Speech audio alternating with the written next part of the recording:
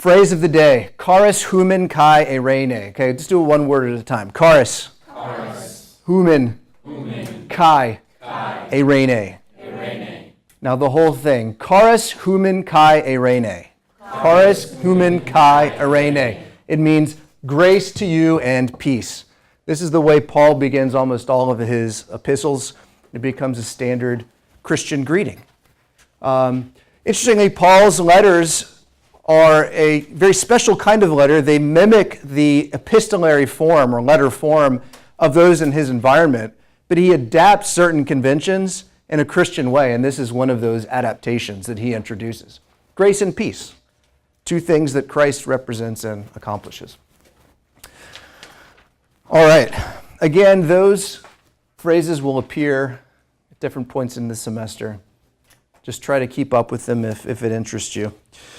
All right, so today we're to go on to English nouns. So what you've done so far, your ABCs, so to speak, that was kindergarten. Today, it's like first grade, okay? Today's first grade because we're actually talking about grammar some. We're going on to nouns. All right, Rachel, what's a noun? It's a person, place, or thing. Person, place, thing, or it can be an idea, right? Some kind of concept. Person, place, thing, or idea. The first thing we need to do is get some terminology down because there's going to be a lot of grammar words that we use here that are in some way specific to Greek and languages like Greek that you won't know. And we need to make sure we understand these terms because we'll be using them. And if you don't know what I'm talking about, then you're not going to be able to follow. So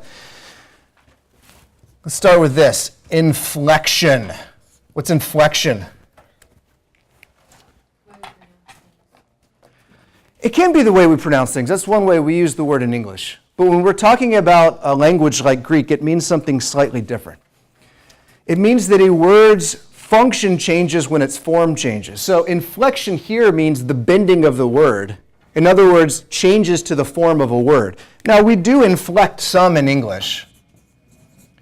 Dog if it's singular, dogs if it's plural, right?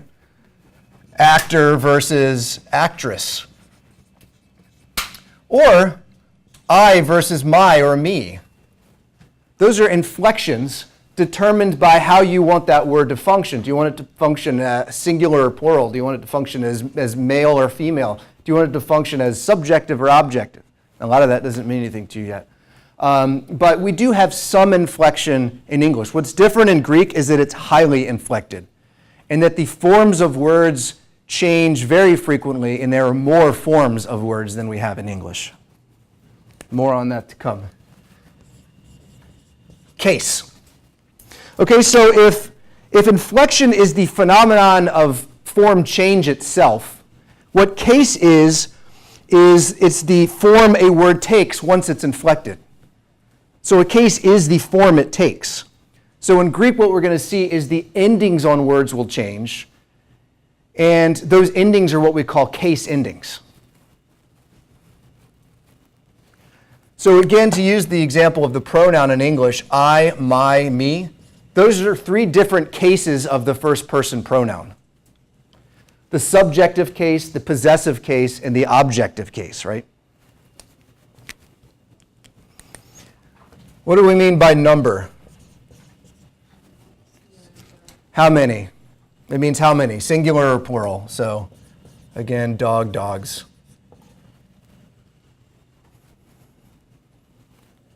Gender. Now in English, most of our nouns don't have gender assigned to them, but in many languages they do.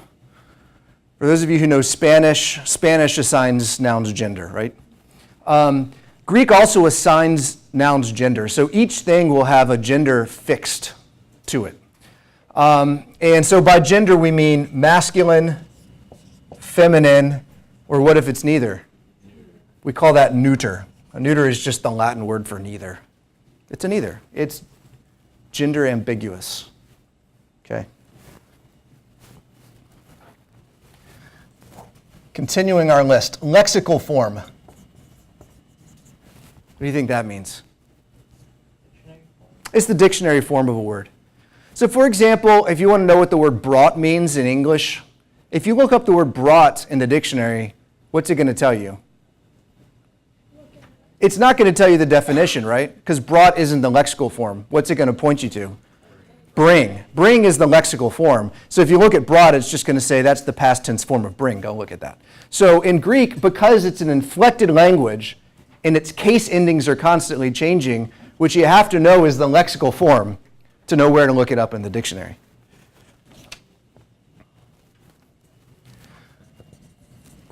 All right, now English has two forms of the article.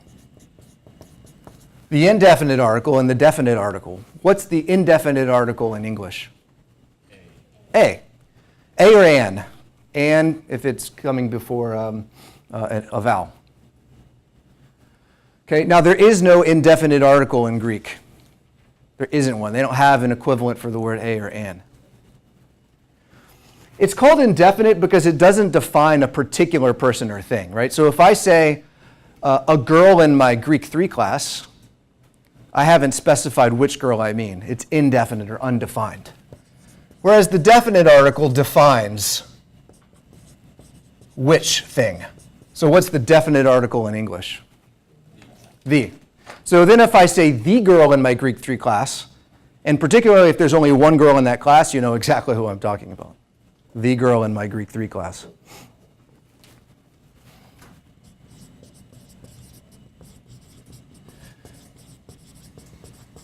Predicate nominative. Okay, now we're getting fancy.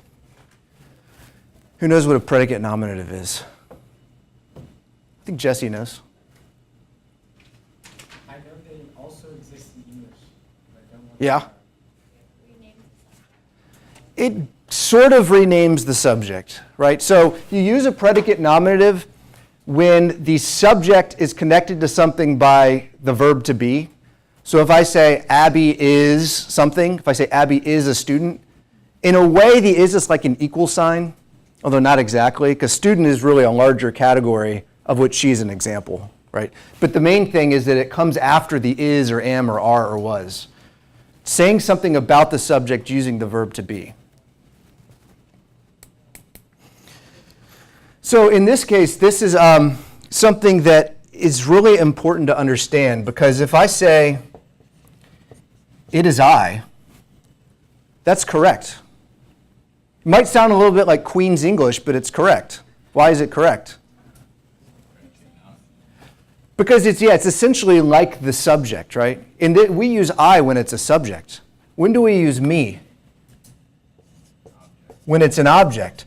So we say she loves me, not she loves I, right? So this is a direct object of an action verb. This is a predicate nominative, and therefore uses the subjective case, right? And all this will become even more important later as we go, understanding the difference between a subject and an object. Okay, and last, the word declension. The word declension. Okay, so if Greek is an inflected language, meaning that it bends or changes the form of words to indicate a change in function, a declension is a pattern of inflections. A pattern of inflections. There are 3 such patterns in Greek, called first declension, second declension, and third declension. And what you're going to be doing, first off, starting next week, is memorizing those endings or those patterns of endings. And once you learn those, you'll know if a word follows the first declension, you'll know what its forms will look like, and so on. Make sense? Okay, so questions, clarifications on any of these?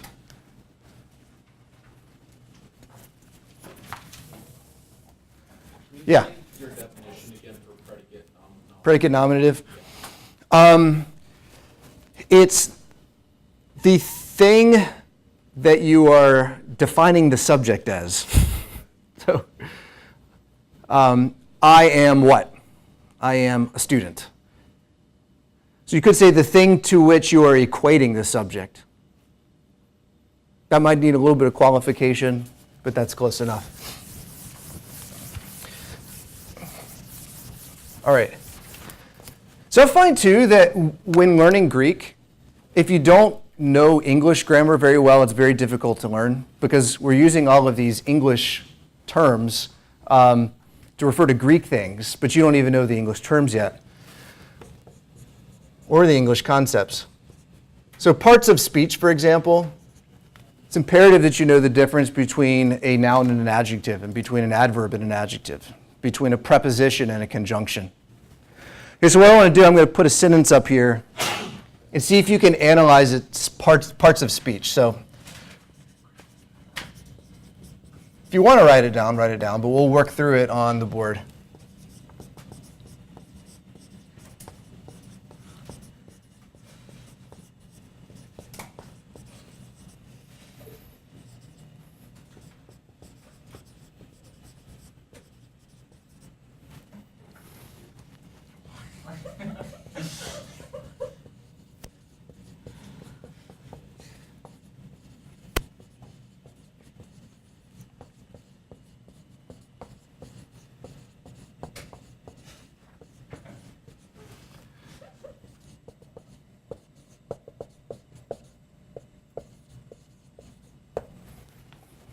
All right, a typical sentence that you would hear uttered anywhere.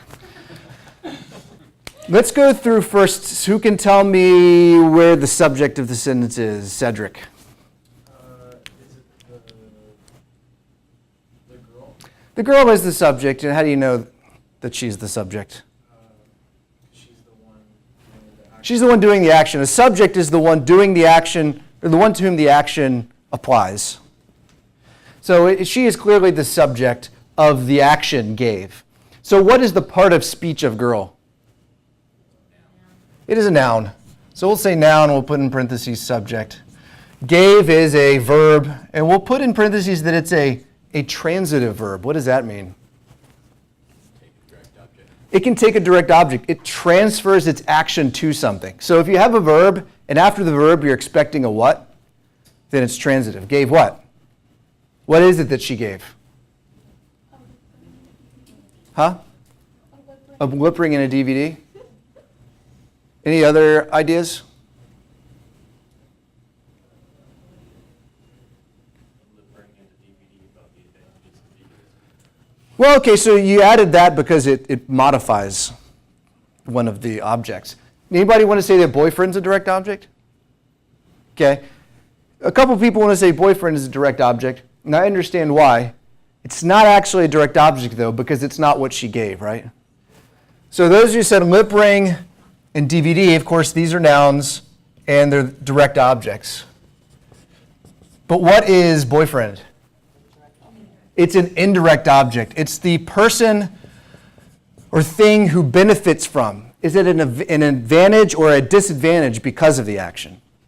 So usually in English, we would flip this around and say, gave a lip ring and a DVD to her boyfriend. And that makes it more obvious. I wrote it this way just to see if I could trick you. All right. Now, what about the other words? What is the? It's the article, and it's a definite article. What's ratchet? It's an adjective. What about her? Yeah, so this one's maybe debatable. You might say adjective, you might say pronoun, or you could also say the pronominal adjective. So we'll just say adjective or pronoun. A, it's an article, but it's the indefinite article. Any objections or questions about any of those? Mm-hmm. Could you explain the transitive verb thing? A transitive verb is a verb that transfers its action to an object. So if when you hear the verb, you want to say what after it, gave what, then it's a transitive verb. What's and? A conjunction and a coordinating conjunction. There are multiple kinds of conjunctions, coordinating and subordinating. We know what A is. Indefinite article. Now, what about the rest? Prepositional phrases. So what makes up a prepositional phrase, Anton? It requires two things. A preposition, about, and an object of the preposition. What's the object of the preposition about? The advantages. Prepositional phrases do not have verbs. You got that? They don't have verbs. They're phrases. That's why they're not sentences. They're phrases. They don't have a verb. Do we have any more prepositions? Of, with object veganism. For, with object his birthday. So preposition, object of preposition, preposition, object of preposition. Now, here's the thing about prepositional phrases. They can act like adjectives. So if you look at about the advantages, how is that like an adjective? It's describing the DVD. What kind of DVD? A DVD about the advantages. What does of veganism modify or describe? It modifies the noun advantages. And so really all of that together modifies DVD. But this one modifies the noun advantages. What about for his birthday? What does it modify? Huh? Why'd you have to say the answer immediately? Nobody wants to say veganism? No, it doesn't necessarily modify what it's right next to. For his birthday describes what? When she gave. So this prepositional phrase acts like an adverb, modifying the time, or telling us the time of the action. More information about the action. Okay, now that's a good exercise. I didn't make you diagram it. I don't think I could do that. But that's a good exercise because when you start reading Greek, especially biblical Greek, often we read biblical Greek because we really care about the small details of what it's saying, right? And so being able to do this kind of analysis, this is exactly how you get to that precise meaning of the biblical text. All right. Questions?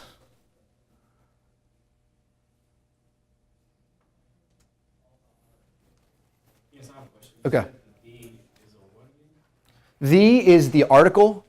So you have the indefinite article a and the definite article the. Any other questions like, what's so great about veganism?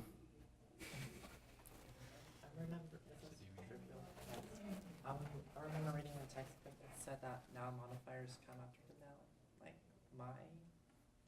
It was in the Yeah. chapter, Which chapter was that in? probably 4.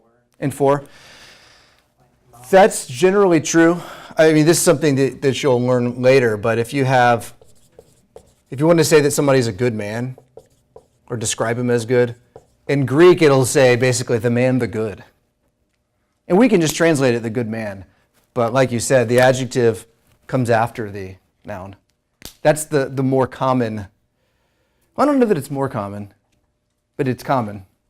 Yeah, other things?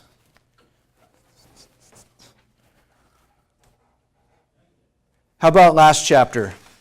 Loose ends that are still hanging.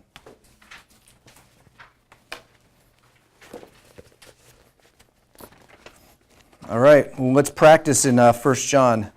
We're going to practice your pronunciation.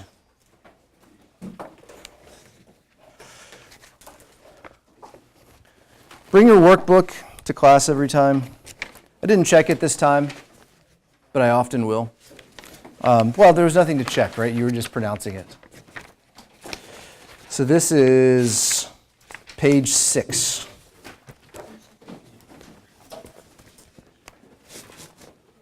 So this is one of the reasons why you want to learn your capital letters. In your New Testament, Greek New Testaments that you'll buy, the names of books will be in all capitals like that. You want to be able to find it. That's the first step. Aaron, can you pronounce the title of this passage?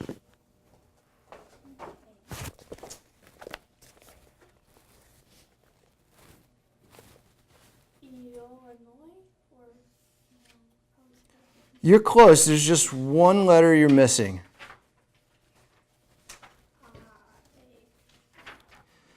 Well, there's one letter you're mispronouncing.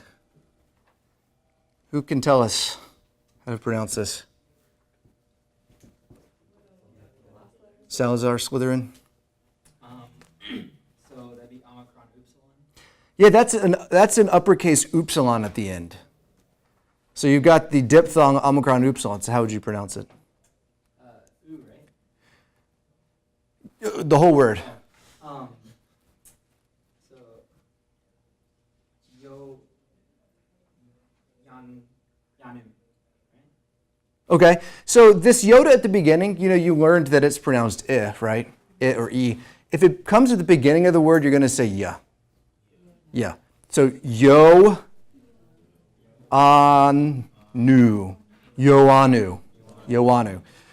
Yoanu Alpha, which is the first epistle of John. So 1 John 1:5 through 2:5, all they want you to do is practice pronouncing it, because the faster you get comfortable just reading it in Greek, the faster translation will go.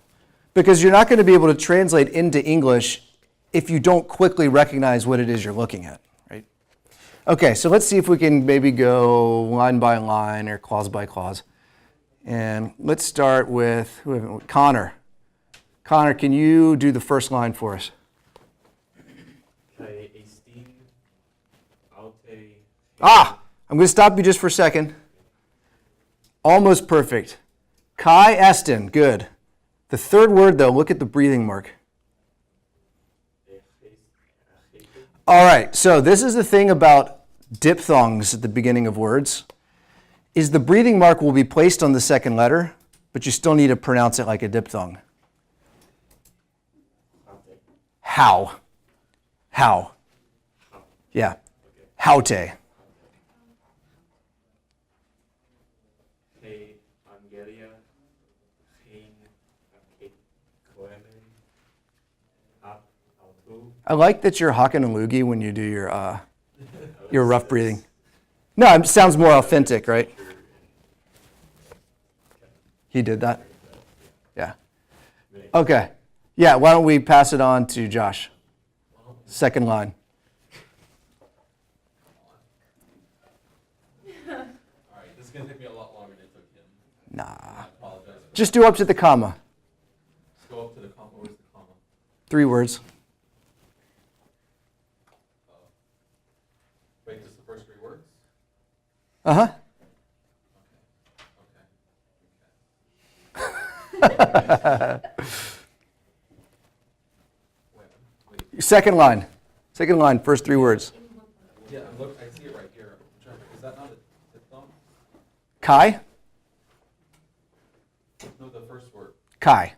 Kai. Yes. Yes, it is a diphthong. Kappa, Alpha, Yoda. Am I looking at the wrong one? I'm looking at verse 1:6. I was thinking the second verse. Oh, no, just second line. Okay. I'm so sorry. I was really... Okay, Kai. So was I. Sorry. Okay, Kai. Oh, yikes.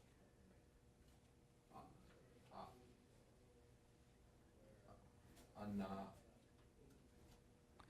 Yeah, so you've got your gamma nasal in there. So anangalamen. Right? The first gamma will sound like an N. Yes. Anangalamen. Anang. Do you pronounce both lambdas? Kinda, I mean, yes and no. It's supposed to be anangalamen, but you kind of slur them together. Anan gel lamen. Lamen. Lamen. Okay. That's confusing. Okay. Third word. Anan gel lamen. Yeah, you don't have to. Don't try to separate the two. It's just not working. I mean, it's hard to do. So just say anangalamen. Me. All right. So there's this word from your from the phrase of the day. Humen. Humen. So now you know what we're gonna do. We're gonna translate this based on the vocabulary you know, and try to work through this. Okay.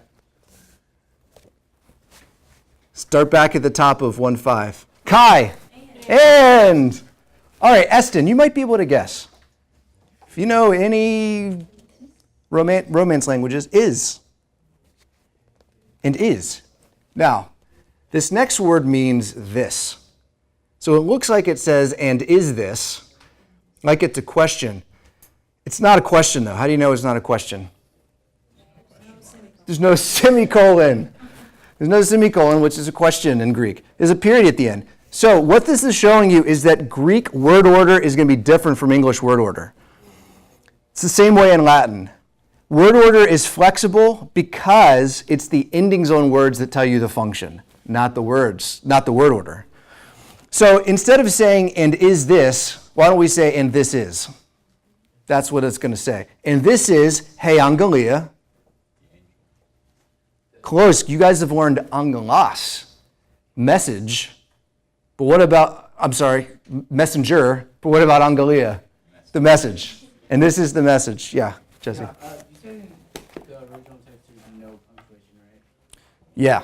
So the word order would, so you wouldn't be able to say whether or not it's a question based on punctuation, right? No. It's based on the form of the word? No. I mean, editors, basically scribes at some point had to start making judgments about where the punctuation fit, and they'd put it in. And modern editors have to decide whether the scribes were right and where we think the punctuation should be, just based on sentence structure and thought flow.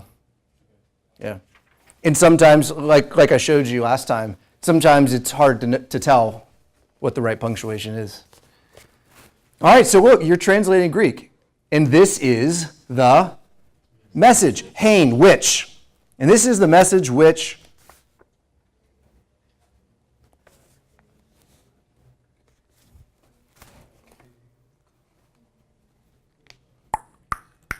we heard, which we heard. Okay, so let me show you something about this. This is the last point we need to make today. That word, akekoemen, has the subject in it. The subject is we. The subject is embedded inside the verb. So the first thing you need to learn about verbs in Greek is that because Greek is an inflected language, the ending of the word will tell you what the subject is. And it's not totally dissimilar in English, right? Because I can say, you write, but what would I say then? He writes. So you notice that the word inflects, the ending changes based on who the subject is.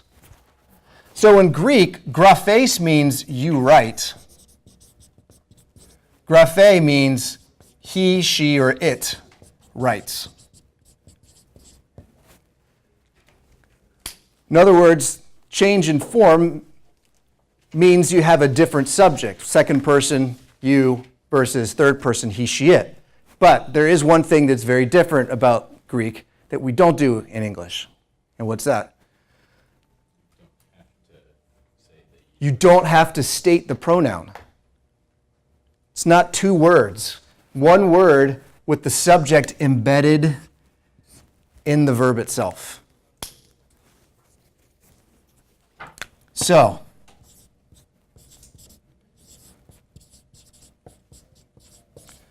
in this sentence, ha anthropos graphe, what does that mean? The man writes ta biblion, the book. The man writes the book. Now, why didn't you say the man, he writes the book? The man is he. Yeah, so the man is he. So you don't have to be redundant. But Greeks also had the option of saying graphe ta biblion, which would mean he writes the book. So in other words, sometimes the subject is embedded in the verb. Sometimes the subject is explicit and simply agrees with the necessary ending of the verb. Got it? He writes the book. The man writes the book. Not the man, he writes the book.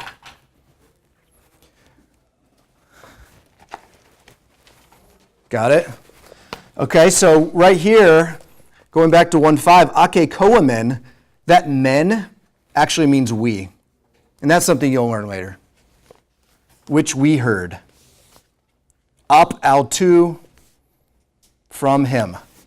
Okay, there's the first line. Kai, and anangelamen. Now you know what the men means. We, that's the subject of this verb. You can maybe also guess what the verb means because you see angel in there. Yeah, so if an angelos is a messenger and an angelia is a message, what does it mean to an angelo? pronounce, to deliver the message, right? So let's say pronounce, declare. And we declare humen, and now you know humen because you learned it earlier today. To you. That particular form of the word means it's going to be to you. And declare to you. That hatheos. Ah. Now what's that ha doing there? That's the article. That's the article, and it seems a little strange to us that it would have that there, because we want to say that God. So why does it say that the God? It's explicit, like the God. And this is one thing that's interesting in the New Testament. Usually God has the article. He is usually called the God. So think about the Greco-Roman world in which the New Testament writers lived. It's a polytheistic world, right? There are many, many, many gods. And it was strange for somebody to declare that there was one supreme God that was better than others and that deserved worship against all others. I mean, you could have your God, and that was fine, but somebody else had a different one. That was fine too. We didn't have to say that only one was worthy of worship. Well, in the Jewish context, and for early Christians, you had one supreme God, the God. So he's specifying this God against a backdrop of polytheism. That the God, Phos Estin, now you know what Estin is, right? Is, so what's Phos? Might be able to guess. Think about photons. Light. That God is light, Kai, and Scotia. I think this is why Nova Scotia is called Nova Scotia. Cold, good. God is cold. He's a cold. It's darkness. Nova Scotia is the new darkness. And darkness, N, take a wild guess, N, in darkness, in him, ook. Did y'all learn that one yet? Not. Estin is eudaimonia, nothing.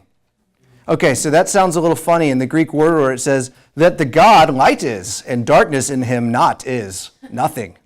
So really what it's saying, that God is light and that there is not darkness in him, none. So there is not darkness in him, comma, none. See, it makes an emphatic conclusion. See that? You guys can already read Greek. Yeah, that's the semester. My work is done. Okay. Yeah. All right, so what are you doing for Monday? Workbook. If you haven't done the section chapter 1 through 4, review 1, do that. There's no chapter 5 workbook stuff, but finish the review 1 in the workbook. Secondly, we're not going to have a quiz on chapter 5. Instead, we're going to do a chapter 5 and 6 quiz together. So we're going to start 6 next time. So here's what you should do. Pre-read chapter 6. As a matter of fact, get in the habit of always pre-reading chapters because there's going to be so much new grammar. This is a good way to get repeated encounter with it. Pre-read, do it in class, maybe post-read. So pre-read chapter 6, and then we'll have a quiz next Friday on chapters 5 and 6. Okay? All righty. Have a good weekend.